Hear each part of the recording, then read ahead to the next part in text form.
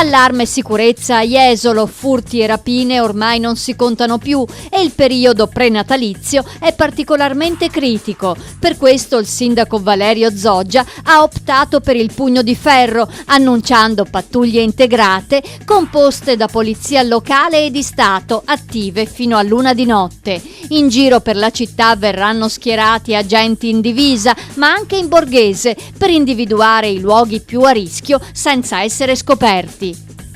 Automobilisti sempre più bersagliati. Sono in arrivo a Spinea ben 7 autovelox che entreranno in funzione nei primi mesi del 2014. Le colonnine arancioni dei Velo OK saranno posizionate in prossimità dei centri abitati con limite dei 50 orari, indicativamente in via Rossignago, via Roma, via Fornase, via Bennati, via Martiri della Libertà.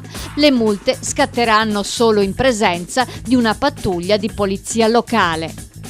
Le spoglie dei santi vanno in tournée. È sbarcata all'aeroporto di Tessera l'urna con i resti di Don Bosco, che fino al 12 dicembre verrà esposta in 23 città del Triveneto.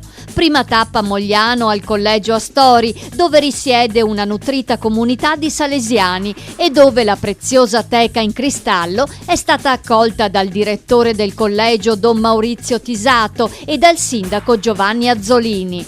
Davanti all'urna è possibile ottenere l'indulgenza plenaria.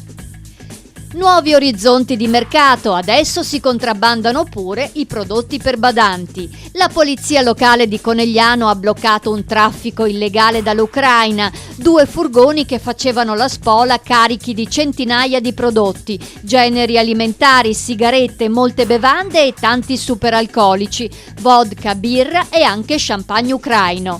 La merce veniva poi venduta al dettaglio fra connazionali attraverso una vasta rete di conoscenze.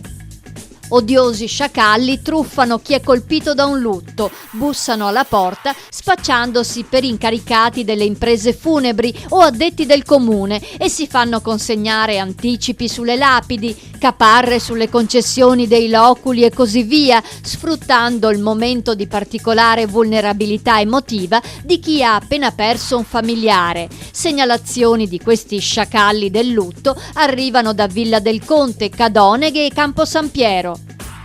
Sembrano un gioco e invece servono a risparmiare. Sono i nuovi cartelli a molla che dopo gli incidenti tornano in piedi. La Giunta di Padova ha stanziato ben 350.000 euro per dotare la segnaletica stradale di questo meccanismo, utile in quanto consente di risparmiare sui costi di manutenzione per la sostituzione di pali deformati o divelti. Una volta urtati o piegati, i nuovi pali tornano automaticamente in piedi da soli.